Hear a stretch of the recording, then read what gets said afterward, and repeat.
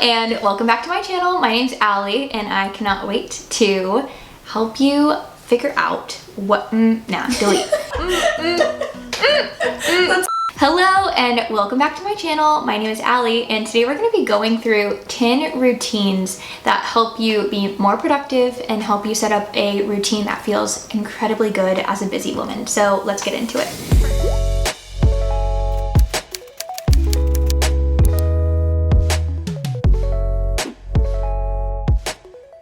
For everyone who is new here, I help ambitious women create a life that they are obsessed with when it comes to planning, routines, and balancing all of the beautiful things that you have been given to steward. And I used to be a hot mess. I'm so transparent about that. So wherever you are in your journey, you are welcome here, and we're gonna get you in a place where you feel grounded and set on fire to do what God's created you to do. Getting grounded and creating a routine. I feel like this is such a buzzword. Everyone has a morning routine and a night routine and this thing I do at lunch and that really helps me to be this productive, but it's also really important for you to understand you should have one and you need a customized plan that feels best for you, and it's going to change season to season. If you have a newborn, your routine's gonna look different than you in a sprint season when you're really focused on your career. Allow yourself grace and give yourself so much space as we're going through this, because these 10 steps I see across the board with all of the most productive women that I've ever met, with all the research that I've done, they all have these things in common and they change. Being a woman who has a family or wants a family, who is able to have a partner and have a really fruitful life, who has a home and hobbies alongside a career and the ambitions that you've been given, things are just super fluid. They change very drastically in different seasons when it comes to you taking care of you and those around you. And so I just want you to give yourself grace in that, and again, extra space, because you won't always run the same rate that you did in the past or that you will in the future, and that doesn't mean you're behind.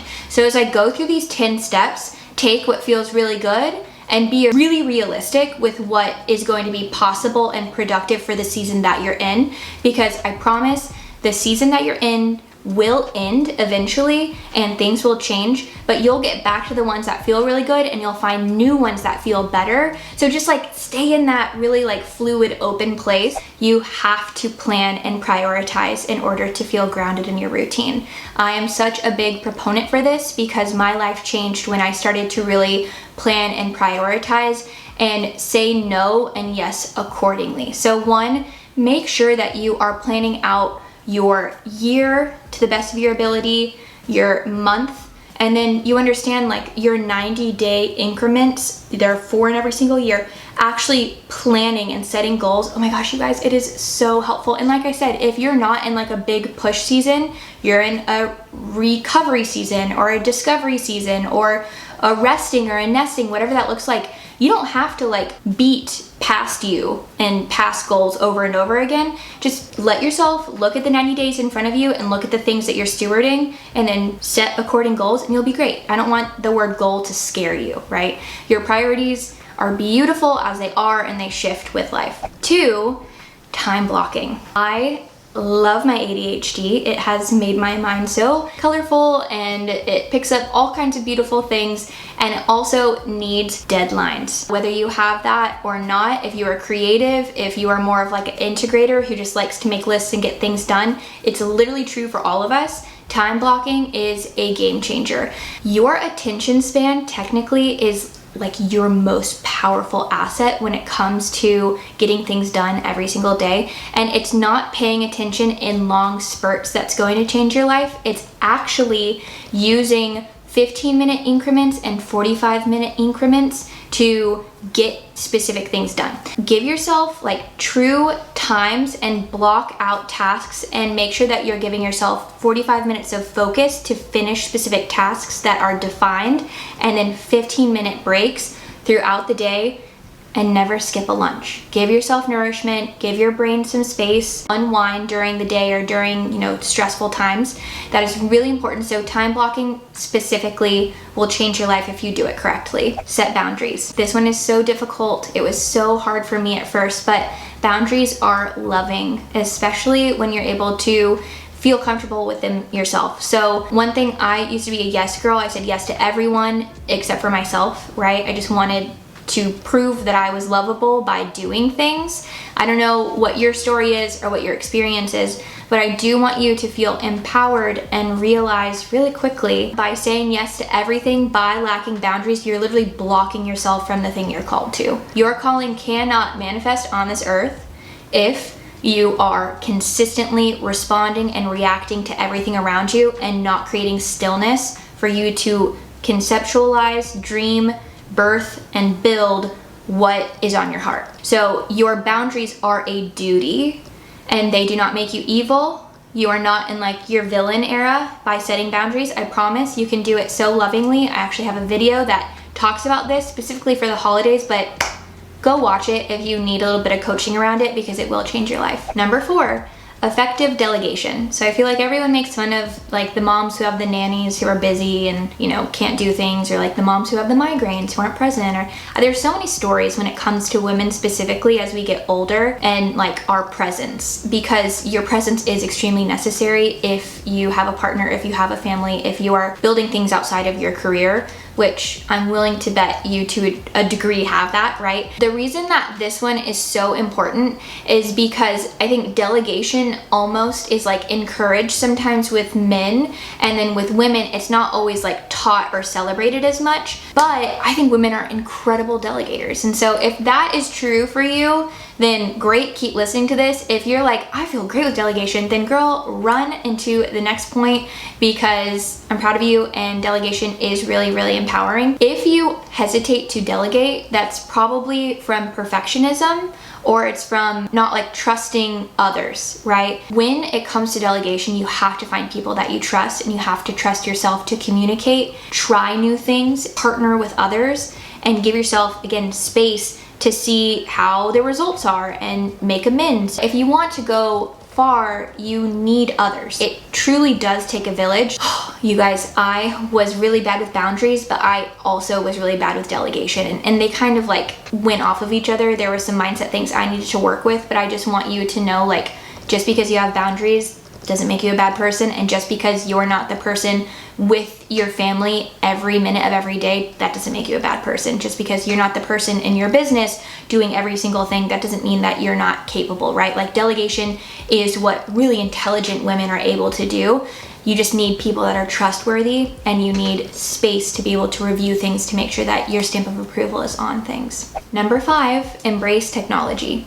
Give yourself space, even if it's after this video, give yourself 10 minutes. Google what like tasks you have on your to-do list for today. Like, go through, if you have 3 things you need to do before you finish things up, Google solution for X on your to-do list, and you will be really surprised at some of the different like AI assistants or different platforms or TaskRabbit, things like that, that allow you to actually like seek help, seek information, bring in technology that could be helpful and make your life easier. Be open to that. That is a huge first step when it comes to implementing technology. Just be open. Number 6, and I touched on this a little bit during the time blocking, you have to take breaks. So you should take breaks throughout the day. You should take a lunch. You should take a walk break every week. Like, make sure that you have time to go do things that aren't just work oriented or ambitious, just meander. Like, that in itself is actually productive.